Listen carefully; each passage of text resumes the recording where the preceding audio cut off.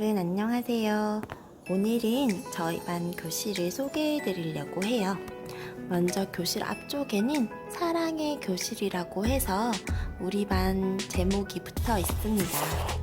여기 붙어 있는 이런 꽃 모양이나 글씨 같은 경우에는 오프라인에서 구매한 것을 글루건으로 합체를 했어요. 그리고 교실 앞쪽에는 8가지 규칙이 그림과 함께 제시가 되어 있는데요. 초등학생들 중에서도 특히 저학년 같은 경우에는 아직 한글을 좀 잘 모르는 친구들도 있어서 이렇게 그림과 함께 규칙을 제시하고 있습니다. 그리고 앞판의 밑에 쪽에는 가정통신문과 이달의 노래 그리고 일일반장 학생이 붙어 있는데요. 특히 저학년의 경우에는 학급 반장이 없기 때문에 매일매일 출석번호 순서대로 남학생 1명, 여학생 1명이 인사할 때 차렷, 경례 하는 그런 구령을 외쳐주고 있어요. 그리고 칠판을 보면 우리 학교 같은 경우에는 매달 인사말이 정해져 있어요. 7월의 인사말은 남 탓하지 않겠습니다 입니다. 그래서 집에 가기 전에 저 말을 하고 집을 가고 있어요. 그리고 사랑합니다 같은 경우에는 복도에서 마주쳤을 때나 또는 수업이 끝났을 때 저 인사말을 하고 있습니다. 그리고 여기 붙어 있는 것은 태엽형 시계인데요. 마찬가지로 태엽시계라고 검색을 해서 구매를 했어요. 이런 식으로 정해진 활동 시간 동안 타이머를 맞춰놓고 시간이 끝나면 이렇게 울리게 되어 있어요. 그래서 아이들이 활동이 끝났을 때 하던 활동을 멈추고 저를 주목할 수 있도록 하는 역할을 합니다. 그리고 이거는 목소리 단계 게시판입니다. 우리가 목소리 크기를 조절해야 될 때 제가 큰 소리 내지 않아도 여기를 이렇게 가리키기만 하면 이제는 아이들이 약속된 대로 목소리 크기를 조절을 하려고 노력을 하고 있습니다. 그리고 여기 부분은 지금 코로나 때문에 많이 사용은 못하고 있는데요.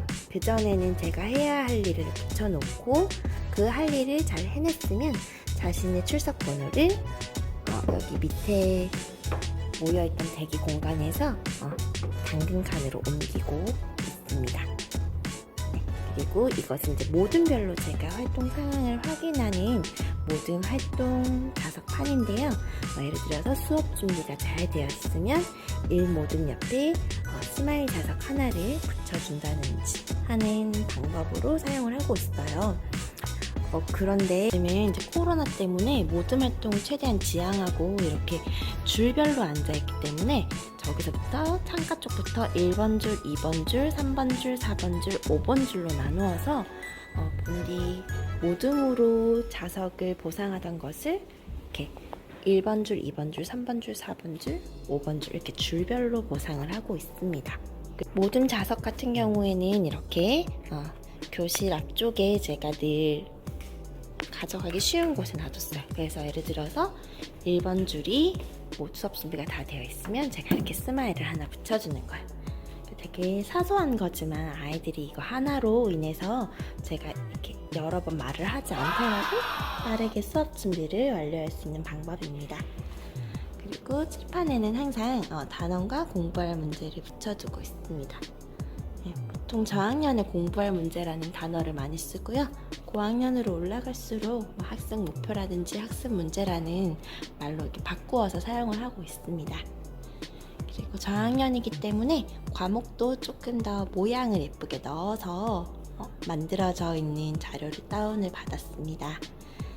이런 식으로 요즘은 즐거운 생활, 바른 생활 이런 과목들이 다 이런 통합교과라고 해서 봄, 여름, 가을, 겨울이라는 교과서 속에 다 들어가 있어요. 그래서 저학년이지만 과목 이름이 여름 이런 식으로 되어 있습니다. 이게 좀 특이하죠? 그리고 그 옆에는 학급 온도계 그리고 제가 업무에 필요한 자료들이 붙어 있어요. 학급 온도계 같은 경우에는 우리 학급 전체가 어떤 일을 잘했을 때 학급 단위로 보상을 해주는 제도인데요. 30도 단위로 학급에 보상을 해주고 있습니다. 같은 경우에는 굉장히 사소한 건데요. 뭐 30개에 도달했을 때는 하고 싶은 놀이 1시간, 2개는 과자 파티, 그리고 90도는 없고 바로 100도인데요. 뭐 영화 파티를 해준다든지 이런 식으로 보상을 정해주고 있습니다. 근데 아주 사소한 보상이지만 이게 의외로 아이들의 협동심을 자극하는 효율적인 방법이더라고요. 지금은 코로나 상황 때문에 항상 앞쪽에 비접촉식 체온계와 뭐 손소독제 그리고 손소독 티슈 같은 것들을 항상 구비해 두고 있습니다.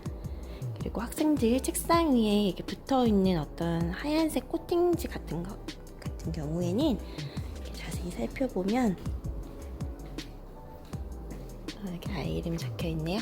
이런 식으로 우리가 코로나 기간에 지켜야 할 것들을 항상 인지할 수 있도록 붙여주고 있습니다. 네, 교실 뒤쪽을 보시면 제가 즐겨 사용하는 작품 전시 방법인데요. 아크릴 전시판 또는 POP 전시판이라고 검색을 하면 이렇게 다양한 크기의 아크릴 전시판이 인터넷에 판매를 합니다. 저는 A4 크기로 구매를 했는데요. 이렇게 구매를 해두면 아이들의 종이로 된 작품도 진열해 둘 수 있고요. 가장 편리한 것은 종합장에 이렇게 그날 활동 내용을 바로 아이들이 이렇게 빨래 널듯이 널어놓고 간편하게 작품 전시를 교체해 줄 수가 있습니다. 저 같은 경우에는 종합장을 이용한 학습을 굉장히 많이 하고 있는데요. 종합장에 필기도 해보고 그림도 그리고 또는 골든벨 퀴즈를 풀 때 골든벨 답안지로도 사용을 하고 있습니다. 1학년 아이들인데 굉장히 글씨가 반듯반듯한 편이죠. 네. 그리고 이것은 이제 우리 반에서 사용하는 개인 보상인데요. 특히 초등학생 시절에 발표 습관을 길러주는 게 좀 중요하거든요. 다른 사람들 앞에서 내 의견을 정답 유무에 관계없이 말해보는 것, 그런 경험이 굉장히 중요하다고 생각을 해서 아이들에게 동기유발을 해줄 수 있는 이런 장구 자석을 이용한 장구 압정을 이용한 보상을 해주고 있습니다.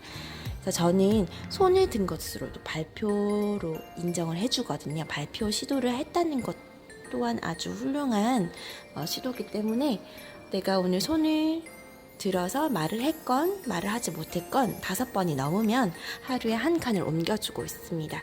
그래서 이게 10번에 다다르면 칭찬 스티커 하나로 교체해주고 다시 1번으로 돌아가는 거죠. 급식도 마찬가지예요. 아이들에게 다 먹으라는 것을 강요하지는 않지만 내가 오늘 깨끗하게 모든 음식을 다 먹었을 때는 1칸을 옮겨주고 있어요.